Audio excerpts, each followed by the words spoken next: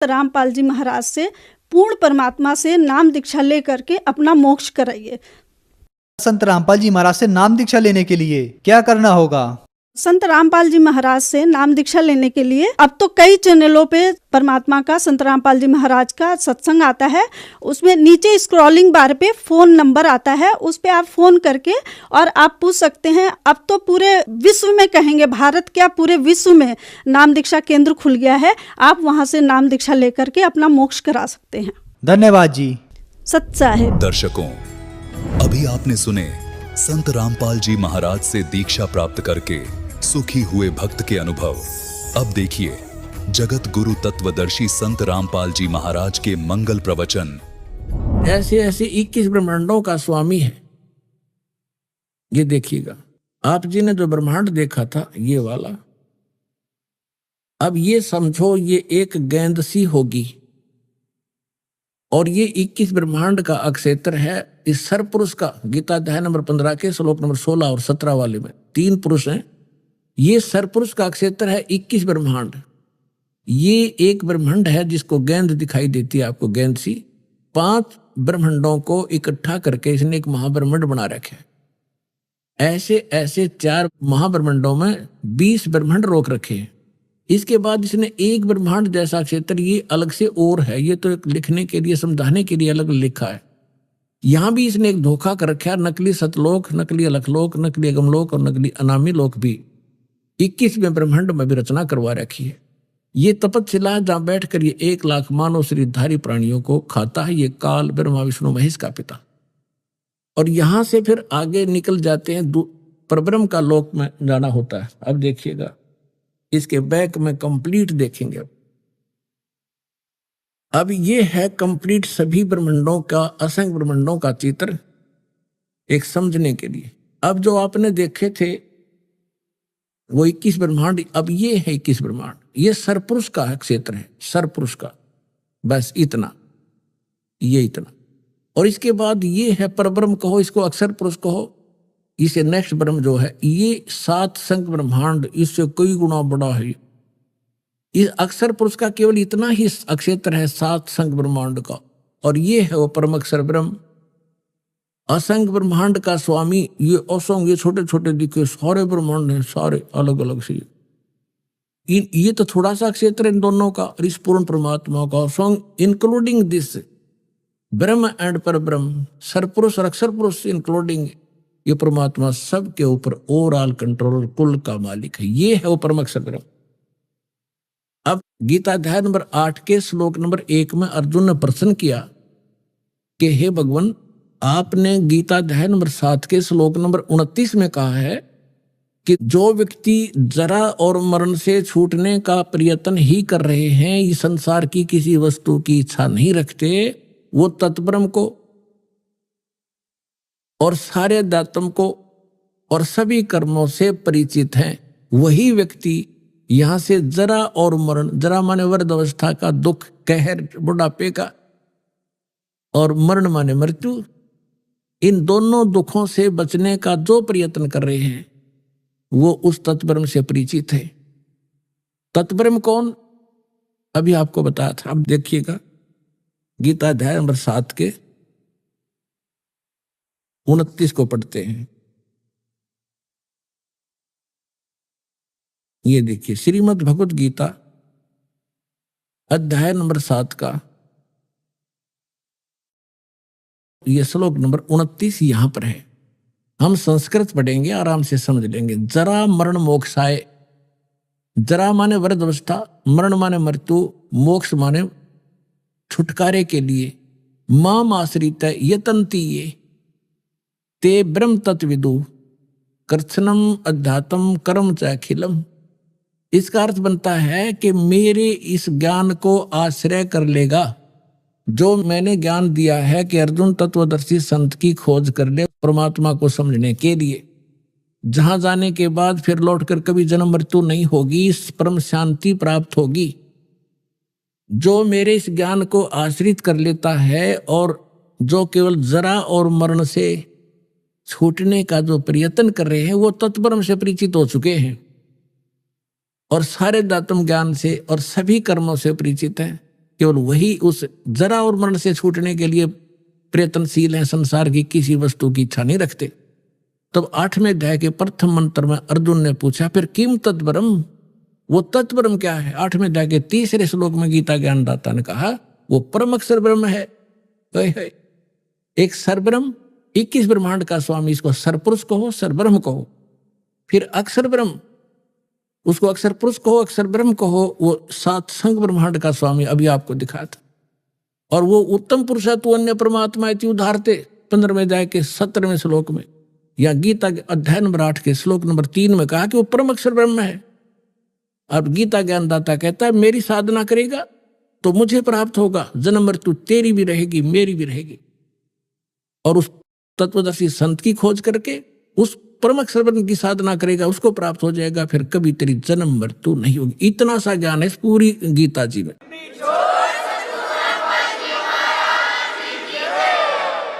अब देखिएगा, हम पढ़ रहे अध्याय नंबर 7 का और मंत्र नंबर 29। ये तो दास ने आपको संस्कृत से अनुवाद किया है। अब देखिएगा इनका अनुवाद।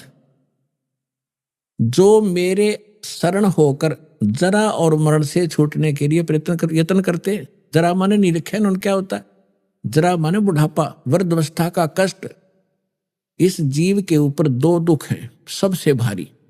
एक तो वृद्धावस्था, सारे अंग शिथिल हो जाते हैं, सब रोग घेर लेते हैं।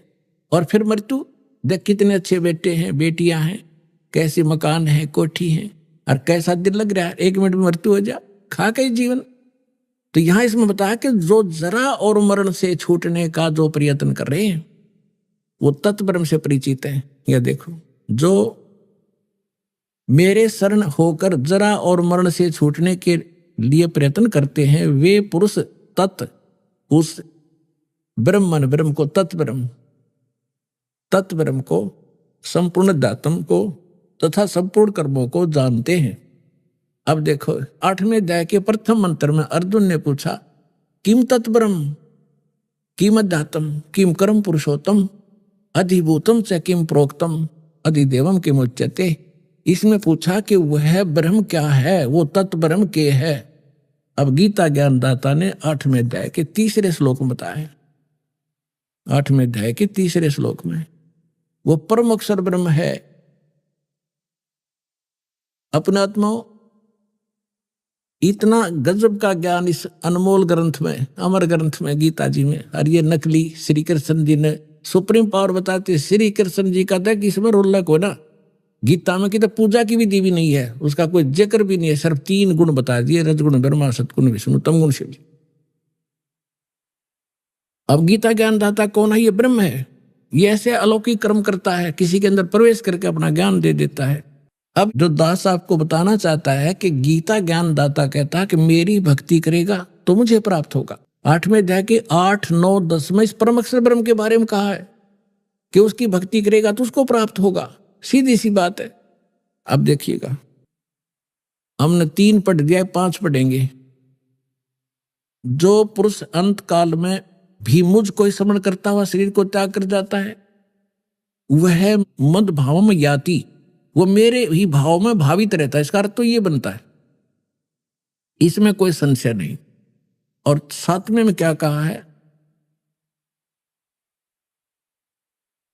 अब 7वें में कहा है कि इसलिए हे अर्जुन, सब समय में मेरा स्मरण कर और युद्ध भी कर, मुझ में अर्पण किए हुए मन बुद्धि युक्त होकर निसंदेह मुझको ही प्राप्त होगा। अब देखो, गीता ज्ञान दाता कह रहा है कि यदि तू मेरी भक्ति करेगा तो युद्ध करना पड़ेगा तेरे को। यहां परम शांति नहीं हो सकती, क्योंकि जहां युद्ध है वहां शांति कैसे? और युद्ध में भी स्मरण जरूरी। तो इसलिए जो हठ योग किए करते हैं, जंगल में बाहर वन में चले जाते हैं, या 2.5 घंटे सुबह 2.5 घंटे शाम को हठ योग करते हैं, ये गीता और वेदों विरुद्ध है और सच्चिदानंद घनब्रह्म की वाणी के विरुद्ध है। सच्चिदानंद घनब्रह्म की वाणी में उस तत्व ज्ञान में लिखा है, नाम उठत नाम बैठत नाम सोवत जागबे, नाम खाते नाम पीते नाम सेती लागबे। यही गीता में लिखा है कि तू युद्ध भी कर, मेरा समन भी कर, और इसका सिमरण करते हुए अंतिम सांस तक तू मेरा सिमरण करता हुआ शरीर छोड़कर जाएगा तो मुझे प्राप्त होगा। अपना मंत्र क्या बताता है देखिएगा। गीता अध्याय नंबर 8 के श्लोक नंबर अब 13 में गीता ज्ञानदाता कहता है, ओम इति एकाक्षरम ब्रह्म व्यवहारन माम अनुसमरण ये प्रयाति तदंदेहम सयाति परमाम गतिम। मुझ ब्रह्म का, माम ब्रह्म, मुझ ब्रह्म का केवल ये ओम, यह एक अक्षर है, नथिंग एल्स। ये ओम अक्षर है, ये ओम, ओम, ये एक ओम अक्षर है, और उच्चारण करके सुमन करने का, और यह प्रयाति तदंदेहम, जो इसका सिमरण करता हुआ शरीर छोड़कर जाता, सयाति परमाम गतिम, वो इस ओम से मिलने वाली परम गति को प्राप्त करेगा, परम गति को। अब ओम से मिलने वाली परम गति कौन सी है? ब्रह्मलोक, क्योंकि ब्रह्म का मंत्र है ओम।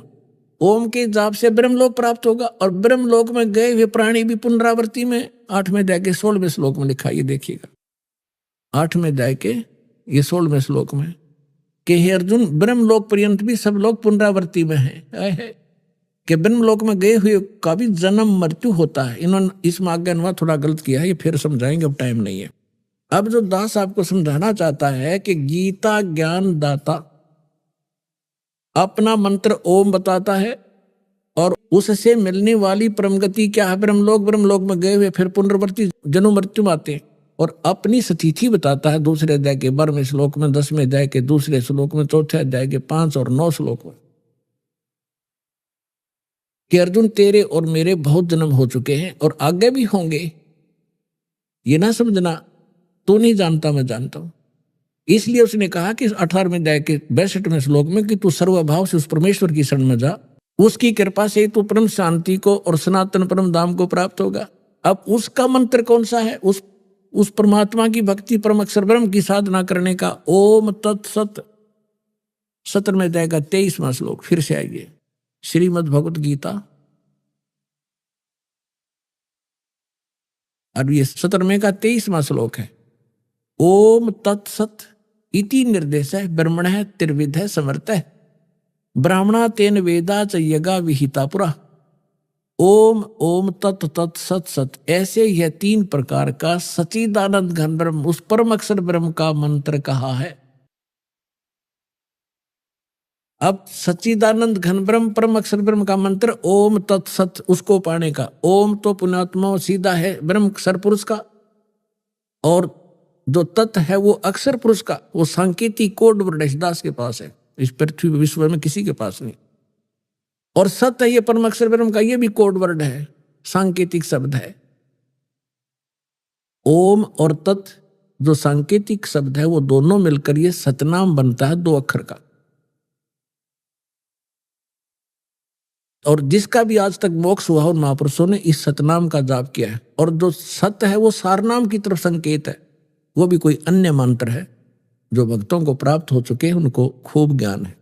अब 8वें अध्याय के 8, 9, 10 3 श्लोकों में गीता ज्ञानदाता उस परम अक्षर ब्रह्म की साधना के लिए कहता, उसकी भक्ति करेगा उसको प्राप्त होगा, मेरी करेगा मुझे प्राप्त होगा, मेरी भक्ति करेगा जन्म मृत्यु तेरी भी रहेगी मेरी भी रहेगी, सनातन परम धाम नहीं प्राप्त हो सकता, परम शांति नहीं हो सकती, वो स्थान प्राप्त नहीं हो सकता जहां जाने के बाद फिर दौड़कर कभी संसार बन जाते, और उसके बगैर पूर्ण मोक्ष नहीं हो सकता, परम शांति नहीं हो सकती, और ये जन्म मरण का कष्ट मिट नहीं सकता।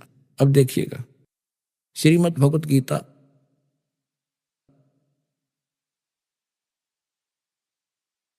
8वें अध्याय का 8, 9, 10 आपको रूबरू करते हैं। अध्याय नंबर 8 का, और यहां से शुरू करेंगे।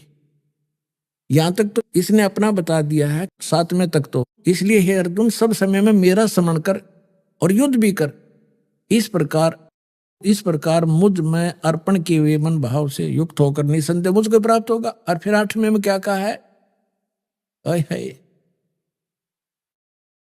अभ्यास योग युक्तेन चेतसा न अन्य गामिना परमं पुरुषम दिव्यम याति पार्थ अनुचिंतन। यहां देखिए, हे पार्थ,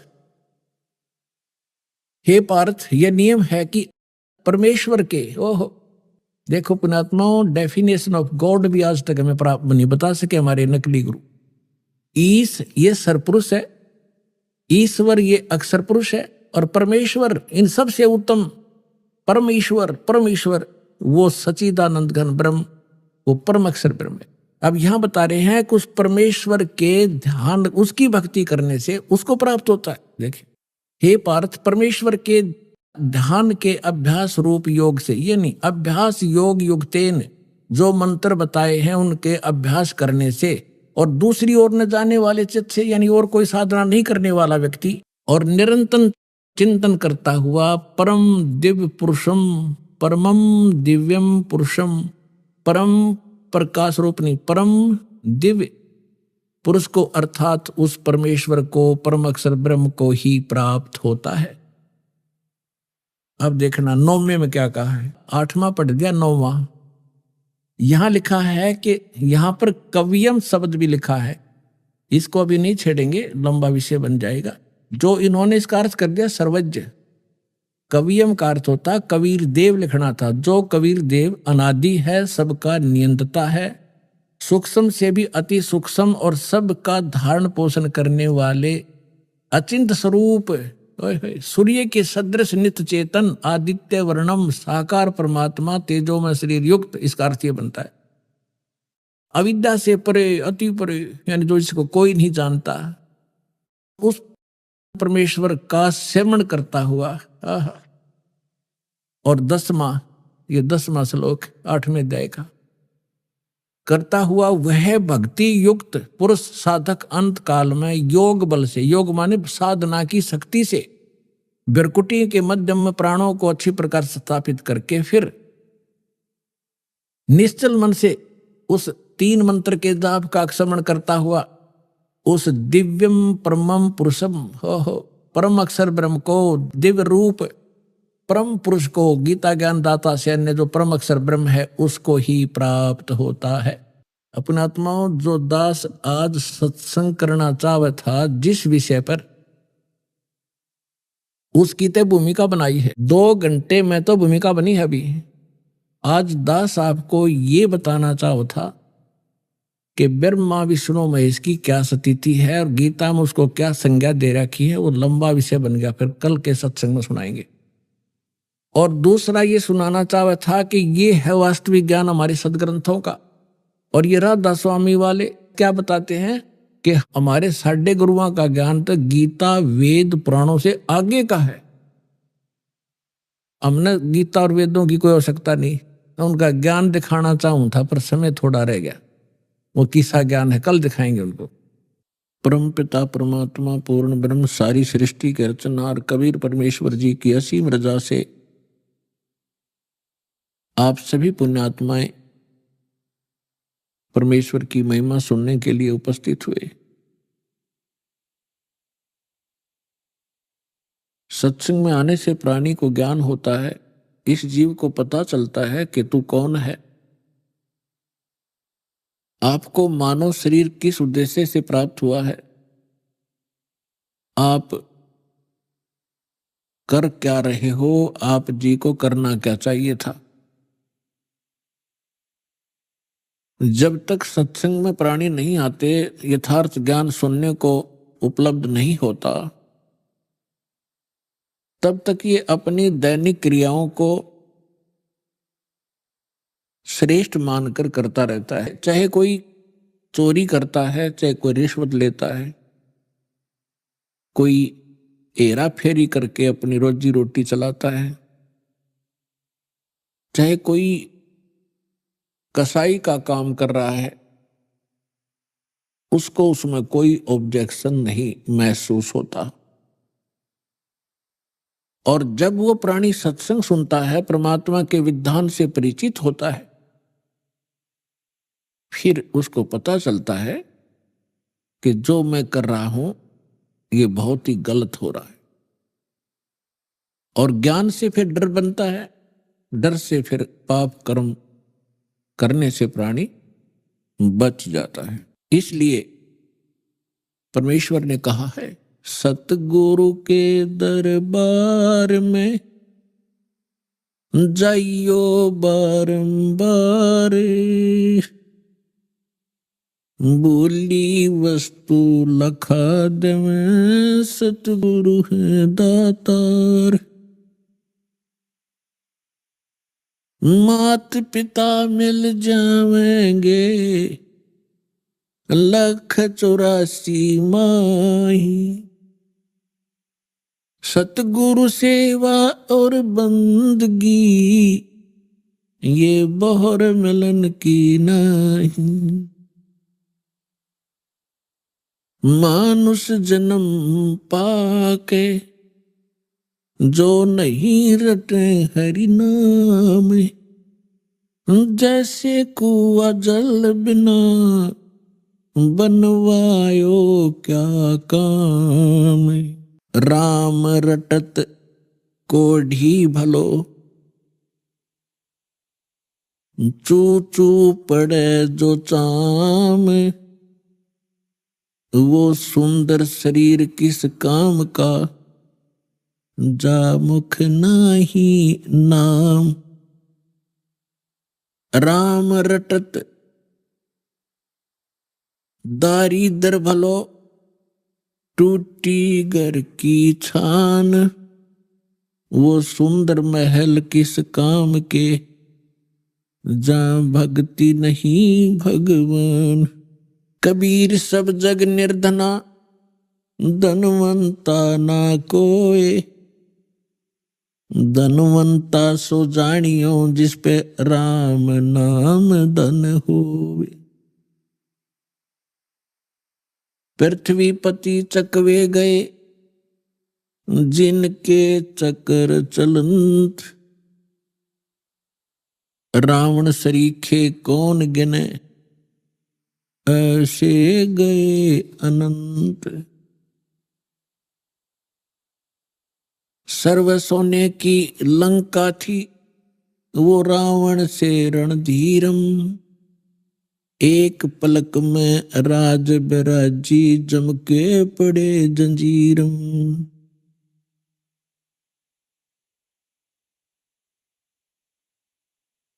जिन हर की चोरी करी, और गए राम गुण बोल। ते बिदना बागुल किए, रहे उरद मुख झूल। राम रटत कन्यावली, साकट बलो न पूत। छेरी के गल में गलथना, जिसमें दूध ना मूत। कबीर जिव्या तो वाए भली, जो रटे हरि नाम। नहीं तो काट के फेंक दियो हो, ये मुख में भलो न चाम। पुण्यात्माओं,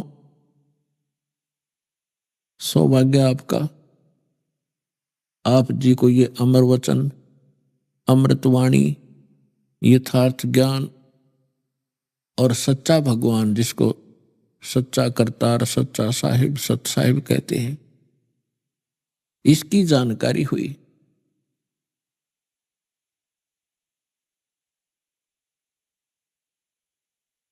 अब आप जी ने इस सत्संग के सुनने से पूर्व जो ज्ञान प्राप्त था, उसको सत्य मान रखा था, और जो क्रियाएं आप करते थे उसको मनुष्य जीवन का मूल कर्तव्य जानकर ही आप करते हुए आ रहे थे। जिसमें आप जी को ये ज्ञान होगा तो उसमें आपको पता चलेगा कि हमें क्या करना चाहिए था और हम कर क्या रहे।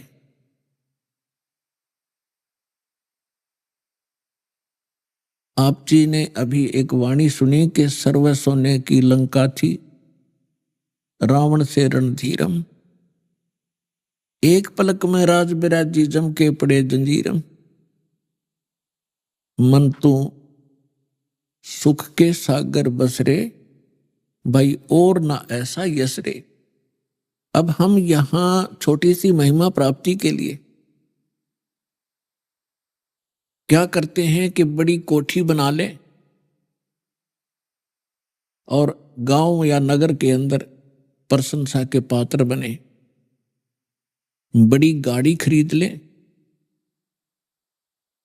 और कोई उच्च पोस्ट प्राप्त हो जावे, कोई एमएलए, एमपी, मंत्री, मुख्यमंत्री, प्रधानमंत्री बनकर आप ये सोचते हैं कि हमारी बहुत बड़ी महिमा हो गई, तो परमात्मा के इस विधान से पता चलता है कि यहां का जो यश है ये यूजलेस है, ये फोकट है। अब जैसे कोई एक अच्छा राजनेता है या कोई वैसे सोशल वर्कर है, कोई अच्छा कार्य करता है या कोई अच्छा कोई नेक व्यक्ति है और उसके कार्यों से प्रसन्न होकर के सभी उसके प्रशंसा करते हैं, और यदि वो परमात्मा की भक्ति नहीं कर रहा, यथार्थ साधना नहीं कर रहा, तो अपने पूर्व जन्म के उन पुण्यों को ही वो यूज कर रहा है, प्रयोग कर रहा है, और भविष्य का उसको कुछ प्राप्त नहीं हो रहा। उसकी मृत्यु के उपरांत क्या बनाते हैं, उसकी यादगार बना लेते हैं, उसका एक स्टैच्यू बना देते हैं, तस्वीर बना लेते हैं। एक वर्ष में उसके जन्मदिन पर या मरण दिन पर उसको याद कर लेते हैं, उसको दोहा मांझी कर देते हैं, उसके माला मूला डालते हैं, तिलक तुलक करते हैं, उसकी आरती उतार देते हैं। और सच्ची भक्ति ना करने से मनमाना वही कहीं वहां कौवा बनकर घूम रहा हो और अपने ही स्टैच्यू पर वहां बीट कर रहा है उसके माथे पर बैठ कर, तो परमात्मा कहते हैं मन तू सुख के सागर बस रे, भाई और न ऐसा यस रे। मन तू सुख के सागर बस रे, भाई और न ऐसा यस रे। और कोई ऐसी महिमा नहीं है। यदि तू सतलोक चला गया जहां कोई दुख नहीं, कोई मृत्यु नहीं, वृद्ध अवस्था नहीं, किसी वस्तु का अभाव नहीं, तो तब तेरी महिमा होगी। यहां आपकी कोई महिमा नहीं है। क्या बताते हैं, क्या मांगू कुछ थिर न रहाई, देखत नैन चला जग जाई। 1 लख पूत 1.25 लख नाती, उस रावण के दीवान बाती। परमात्मा कहते हैं कि आप अनजान हो, अध्यात्म ज्ञानहीन हो, इसलिए इस संसार की व्यवस्थाओं को, वस्तुओं को, पदार्थों को ही आप संतों से मांगने के लिए आते हो, या मंदिरों में या कहीं पहाड़ों पर जहां भी आप जाते हो एक ही उद्देश्य से लेकर जाते हो। परमात्मा कहते हैं निसंतान संतान ही की डिमांड करता है, निर्धन धन की इच्छा करता है, और अंधा आंखें ही मांगता है, रोगी आरोग्य मांगता है, और कुछ एक ही भक्त ऐसे होते हैं जो केवल परमात्मा ही मांगते हैं। तो जो केवल परमात्मा चाहते हैं वो चाहत आपकी श्रेष्ठ है। बाकी जो जिस चाहत के लिए आप भगवान की भक्ति करते हो, ठीक है, यदि आपको संत पूरा मिल जाता है और आप ये डिमांड वहां करते हो तो वो सुख तो आपको मिल जाएंगे, लेकिन मनुष्य जीवन का मूल उद्देश्य शेष रह जाएगा। तो परमात्मा कहते हैं क्या मांगू कुछ स्थिर ना रहाई, और देखत नैन चला जग जाई। मेरी आंखों के सामने दुनिया जा रही है छोड़ छोड़ के, बड़े पूरे परिवार को, छोटे छोटे बच्चों को, माँ बाप मर जाते हैं छोड़कर, वो भटकते रहते हैं। किसी का पति मर गया, किसी की पत्नी मर जाती है, किसी के बच्चे उसकी आंखों के सामने सारे ही मर जाते हैं। तो परमात्मा याद दिलाना चाहते हैं कि मनुष्य जीवन पाक है, जो नहीं रटे हरि नाम, और जैसे कुआ जल बिना, फिर बनवाया क्या काम। इसका मूल उद्देश्य याद दिलाते हुए हमें समझाना चाहते हैं कबीर परमेश्वर जी कि मनुष्य जीवन पाकर यदि आपने परमात्मा की भक्ति नहीं करी और बाकी अन्य वस्तुओं की डिमांड ही करके अपना जीवन नाश करके चले गए, आपने मनुष्य जीवन का लाभ नहीं उठाया। अभी आपने सुने संत रामपाल जी महाराज